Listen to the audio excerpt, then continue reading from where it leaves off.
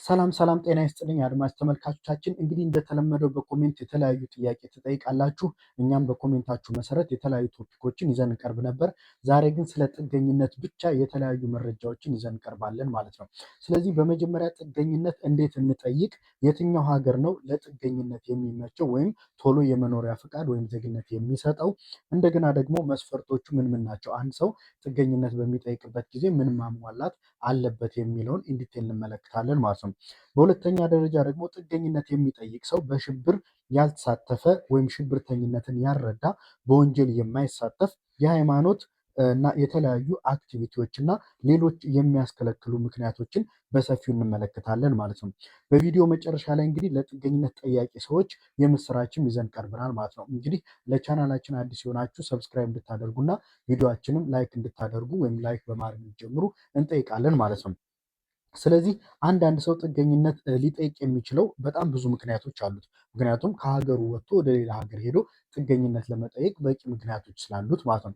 ለምሳሌ አንድ ሰው በሀገሩ ባለበት የፖለቲካ ጫና ከሀገሩ ወጥቶ ወደ ሌላ ሀገር በመሄድ የሌላ ሀገር ጥገኝነት ወይም ዜግነትን ለማግኘት ሊጠይቅ ይችላል ማለት ነው። በሁለተኛ ደረጃ ደግሞ በብሔሩ ሊሆን ይችላል፣ በማንነቱ ሊሆን ይችላል፣ በጾታዊ ጥቃት ምክንያቶች ሊሆን ይችላል፣ ወይም ደግሞ በአመለካከታቸው ወይም በሀገራቸው ሰርተው ባለመለወጣቸው ሊሰደዱና ጥገኝነትን ሊጠይቁ ይችላሉ ማለት ነው። እንግዲህ ፋርዘር ከጠቀስኳቸው ውጭም ሌሎች ምክንያቶች ሊኖራቸው ይችላል ማለት ነው። ስለዚህ በሀገራቸውም ሰርተው መለወጥ ካልቻሉ ደግሞ ወደ ሌላ ሀገር ሄደው ይህን እድልም ሊሞክሩ ይችላሉ ማለት ነው። ነገር ግን እዚህ ላይ ከላይ የጠቀስኳቸው በጣም ብዙ ምክንያቶች አሉ።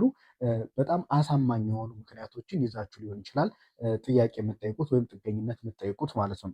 እንግዲህ ስለዚህ በጥገኝነት የሚሄዱበት ሀገር አሳማኝ ምክንያቶች ከሌላቸው ጥገኝነቱን ሊቀበሏቸውና ወይም ዜግነት ሊሰጧቸው አይችሉም። ምክንያቱም ያ ጥገኝነት የምትጠይቁበት ሀገር የእናንተ በቂ የሆነ አሳማኝ ምክንያት ሊኖረው ይገባል ወይም ሊኖራችሁ ይገባል ማለት ነው። እነዚህን እንግዲህ ኢንዲቴል እናያለን። እስከ ፕሮግራም ፍጻሜ አብራችሁን ቆዩ።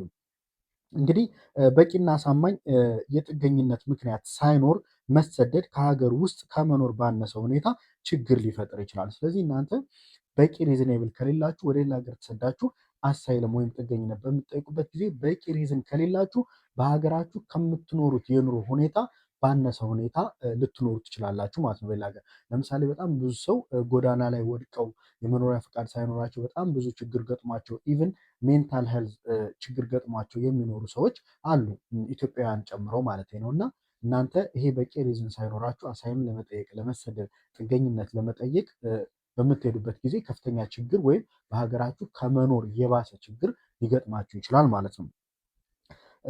ከዚህ ጋር በማያያዝ እንግዲህ በውጭ ሀገር ጥገኝነት ለመጠየቅ አንዳንዶቹ ወደ ሀገር ቤት እንደደረሱ ወይም ወደ ሀገሩ እንደደረሱ ወደ ሀገሩ ለማለት ነው፣ ወደ ሄዱበት እንደደረሱ እጅ ይሰጣሉ። ሌሎች ደግሞ በሌላ ሁለተኛ ሀገር አድርገው ይሰደዳሉ። ለምሳሌ አንዳንዶቹ ምንድነው ይሄ ማለት አንደኛ ቀጥታ በሚሄዱበት ሀገር ሄደው ጥገኝነት ይጠይቃሉ። ሁለተኛ ደግሞ ለምሳሌ ወደ አሜሪካ መሄድ ከፈለጉ መጀመሪያ ካናዳ ሊሄዱ ይችላሉ፣ ወደ ኢሮፕ ሊሆን ይችላሉ። ከኢሮፕ ከሄዱ በኋላ ወደ አሜሪካ ሄደው ጥገኝነት ሊጠይቁ ይችላሉ ማለት ነው። ይህም ማለት በሁለተኛ ሀገር ይሆናል ማለት ነው። ሌላው ምንድነው በባህር በየብስ ገብታችሁ ለመጀመሪያ ጊዜ ጥገኝነት ስትጠይቁ ለኦፊሰሩ የምትናገሩት ቃል በህይወታችሁ ትልቁ መሰረት ነው ወይም ደግሞ ወሳኝ ነው። ለምሳሌ ይሄን ያልኩት ምንድነው ኢንዲቴል እመጣበታለሁ በኋላ።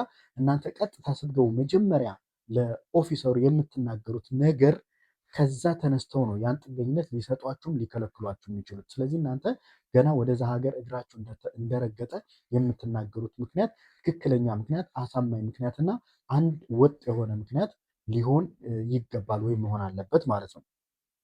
ምክንያቱ ደግሞ ምንድነው በቀጣይ የጥገኝነት ፕሮሰስ ስትጀምሩ በመጀመሪያ ስትገቡ የተናገራችሁን ቃል መሰረት አድርገው ነው ፈቃድ የሚሰጧችሁ ወይም ውሳኔ የሚሰጧችሁ። ለዚህ ደግሞ ዋናው ምክንያታቸው ምንድነው በገባችሁበት ቅጽበት በችግር ጊዜ ትክክለኛ ምክንያታችሁን ትናገራላችሁ ተብሎ ስለሚታሰብ ነው ማለት ነው።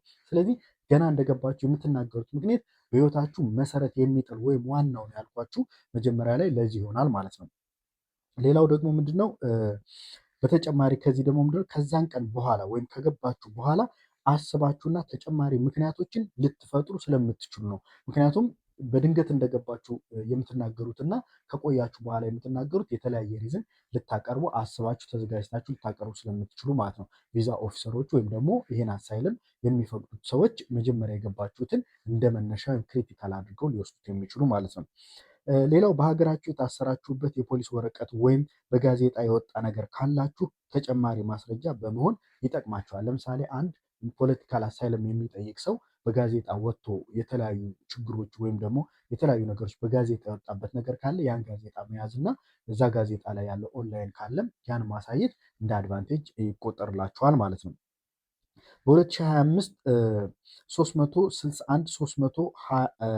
በ2025 ላይ 361325 ሰዎች ጥገኝነት እንዳገኙ በኢሮፒያን ዩኒየን ተገልጿል ማለት ነው። ስለዚህ በጣም ብዙ ሰዎች ጥገኝነት አግኝተዋል። እኛ እንግዲህ ይህን ቪዲዮ ስንሰራ ለእናንተ የሚጠቅም ኢንፎርሜሽን ለመስጠት እንጂ እንድትሰደዱ ወይም ጥገኝነት እንድትጠይቁ ከሀገር እንድትወጡ ለማበረታታት አይደለም። ይሄ ለትምህርትና እንድታውቁትና የተለያዩ ማስረጃዎችን ይዤ ቀርቤ ለእናንተ ይጠቅማቸዋል የሚለውን ይዤ ነው የምቀርብ እንጂ ለማበረታታትም ወይም ደግሞ በእኛ በምንሰራቸው ቪዲዮዎች ተጠቅመው ሌሎች እኛ ጉዞ እናመቻቻለን የሚሉ ማንኛውም ነገር ካለ እኔ ኤዱኬሽናል የሆነውን ነገር ብቻ ነው ይዤ የምቀርበው እንጂ ማንኛውንም ሰው ወደ ውጭ እንዲወጣ ሳይሆን እንዲጠይቅ የምረዳው የማግዘው ነገር ወይም ደግሞ በክፍያ የማስፈጽመው ነገር ከሌለ እንደሌለም እንድታውቁ ነው አሁን የምነግራችሁ። ሌላኛው ደግሞ ከነዚህ ጥገኛ ሰጪ ሀገር ጀርመን ከፍተኛውን ይይዛል። ከዚህ አሁን ከነገርኳችሁ 361 ሺህ ሰው አካባቢ ጥገኝነት ከፈቀዱት ጀርመን ስትሆን 103,360 ሰዎች ጥገኝነትን ሰጥታለች ማለት ነው፣ በ2025 ብቻ ማለት ነው። ሁለተኛዋ ስፔን፣ ሶስተኛዋ ፍራንስ ናቸው ማለት ነው ከፍተኛ ጥገኝነት ከሰጡ። ነገር ግን አንደኛ ጀርመን፣ ሁለተኛ ስፔን፣ ሶስተኛ ፍራንስ ቢሆኑም በዛው ልክ ጥገኝነት ጠያቂው ብዙ ስለሆነ ነው። ምክንያቱም በጣም ብዙ ጥገኝነት ጠያቂ ካለ የመስጠት ወይም የመፍቀድ ተንደንሲው በዛው ልክ ቁጥሩ ይጨምራል እንደማለት ነው። በተጨማሪ ዜግነት የሚሰጣቸው ጥገኛ ጠያቂዎች ውስጥ ቬንዙዌላ እና አፍጋኒስታን ናቸው። ከዚህ ከነገርኳቸው ቁጥር ማጆሪቲው ከቬንዙዌላ እና አፍጋኒስታን ናቸው። የራሱ የሆነ ሪዝንም አለው።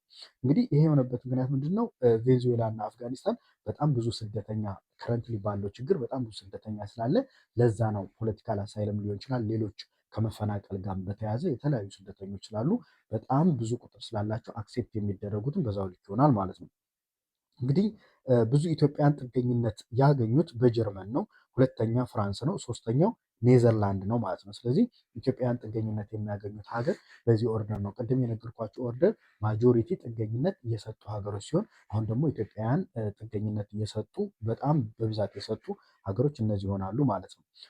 በዋናነት እንግዲህ በአሸባሪነት አለመሳተፋችሁ፣ በአሜሪካ ወንጀል አለመስራት ወይም ደግሞ ለማስራት አለማቀዳችሁ እና በተጨማሪ የትምህርት ሁኔታ፣ የሃይማኖት አክቲቪቲ እንዲሁም አሁን የተጨመረ ደግሞ እስራኤል ጠልነት መኖር አለመኖር የሚለውም እንደ ጥያቄ ተካቷል ማለት ነው።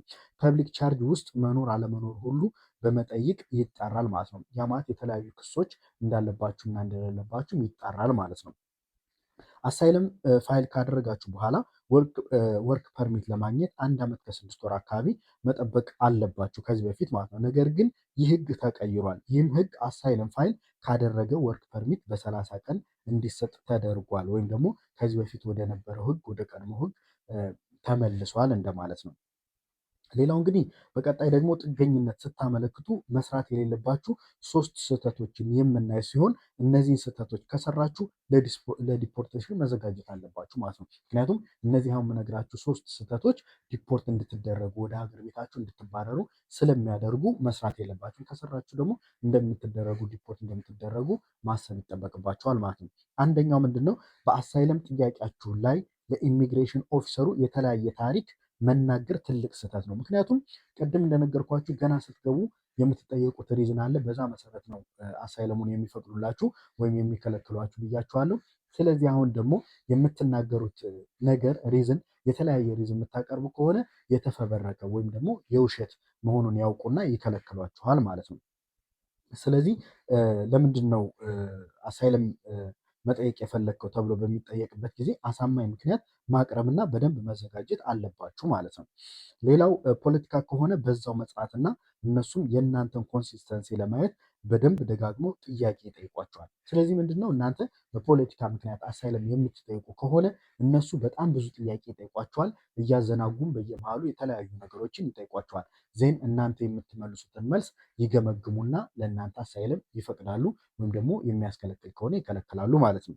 ሁለተኛ ደግሞ ምንድነው አሳይለም ፕሮሰስ ጊዜ በጭራሽ ወደ ሀገራችሁ ደርሳችሁ ለመመለስ እንዳታስቡ። ያ ማለት አንድ ሰው አሳይለም ሲጠይቅ በሀገሬ አልተመቸኝም፣ በፖለቲካ ሊሆን ይችላል፣ በተለያዩ ነገሮች አልተመቸኝም ብሎ ወደ ሌላ ሀገር በሚሄድበት ጊዜ ምን ይፈጠራል ማለት ነው? እንደገና ወደ ሀገራችሁ በምትመለሱበት ጊዜ ያ ሰው በሀገሩ መኖር ይችላል የሚለውን ያያል። ያ አሳይለም የምትጠይቁበት ሀገር ማለት ነው። ስለዚህ በጭራሽ ይህን ካረጋችሁ ኢትዮጵያ ወይም ደግሞ የኢትዮጵያ ተወላጅ አሁን አሳይለም ለመጠየቅ አሜሪካ ቢሄድ በዛ በፕሮሰስ ውስጥ ወደ ኢትዮጵያ ተመልሶ ቢመጣና እንደገና ወደ አሜሪካ ቢሄድ ኢትዮጵያ መኖር ይችላል የሚለው ስለሚያውቁ እናንተ ቀጥታ ዲፖርት ትደረጋላችሁ ማለት ነው። ምክንያቱ ጥገኝነት ስጠይቁ በሀገራችሁ መኖር እንደማትችሉ በመሆኑ ይሆናል ማለት ነው። ሶስተኛውና የመጨረሻው ደግሞ በመጀመሪያ የሄዳችሁበትና አሻራ የሰጣችሁበት ሀገር ላይ አሳይለም ሳትጠይቁ ሌላ ሀገር ላይ ከጠየቃችሁ ያለመሳካት እድሉ ከፍተኛ ነው። ምክንያቱም ምንድነው? ይህም ደብሊን ሬጉሌሽን የሚባል አለ እና በዚህ መሰረት የገባችሁበት ሀገር ሴፍ ስለሆነ እዛው መጠየቅ አለባችሁ ተብሎ ስለሚታሰብ ይሆናል ማለት ነው። ምክንያቱም አንድ ሰው ተሰዶ በሚሄድበት ጊዜ መጀመሪያ እግሩ የረገጠበት ሀገር ሰላም ስለሆነ እዛ ሀገር ስለደረሰ በሰላም አሳይለም መጠየቅ ያለበት እዛ ሀገር ነው ተብሎ ስለሚታሰብ ይሆናል ማለት ነው። ለምሳሌ አንድ ሰው እንግሊዝ ሀገር ሄዶ ወደ ጀርመን ሄዶ ጀርመን አሳይለም መጠየቅ ቢፈልግ መጀመሪያ ጀርመን እንግሊዝ ስለገባ እንግሊዝ ሀገር አሳይለም መጠየቅ አለበት ተብሎ ስለሚታሰብ የገባችሁበት መጀመሪያ እግራችሁ የረገጠበት ሀገር ላይ አሳይለም ብትጠይቁ የተሻለ ይሆናል ማለት ነው። ወደ ጀርመን ሄዳችሁ በምትጠይቁ የተለያየ አሻራ እንግሊዝ ሀገር ሰጣችሁና ሂስትሪውን ሊያሳይ ስለሚችል በዚህ መሰረትም ችግር ይገጥማችኋል ማለት ነው። ተመልሳችሁም ወደ መጀመሪያ ሀገር ልትባረሩ ትችላላችሁ ማለት ነው። ወደ መጀመሪያ ሴንስ እንግሊዝ ሀገር ገብታችሁ ወደ ጀርመን ሄዳችሁ ጀርመን አሳይለም የምትጠይቁ ከሆነ እንግሊዝ ሀገር ከጀርመን ወደ እንግሊዝ ልትባረሩ ትችላላችሁ ማለት ነው። ስለዚህ እነዚህ ነገሮች አሉ። እንግዲህ ዛሬ ባቀረብኩት ቪዲዮ ላይ ያልገባችሁ ጥያቄ ካለ ወይም እንድሰራላችሁ በአሳይለም ዙሪያ እንድሰራላችሁ የምትፈልጉት ቪዲዮ ካለ በኮሜንት አሳውቁኝ። ቪዲዮ እሰራለሁ። ይህ ቪዲዮ ያስፈልጋቸዋል ብላችሁ ለምታስቡት ሰዎች ደግሞ ሼር ማድረግ እንዳትረሱ። እንግዲህ በቻናላችን የተለያዩ ነገሮች በወቅቱ እንዲደርሷችሁ ሰብስክራይብ በማድረግ እና የደወል ምልክት በመጫን እኔንም ማበረታታት ትችላላችሁ ማለት ነው። እስከ መጨረሻው ስላዳመጣችሁ አመሰግናለሁ። በሌላ ቪዲዮ እስከምንገናኝ መልካም ቆይታ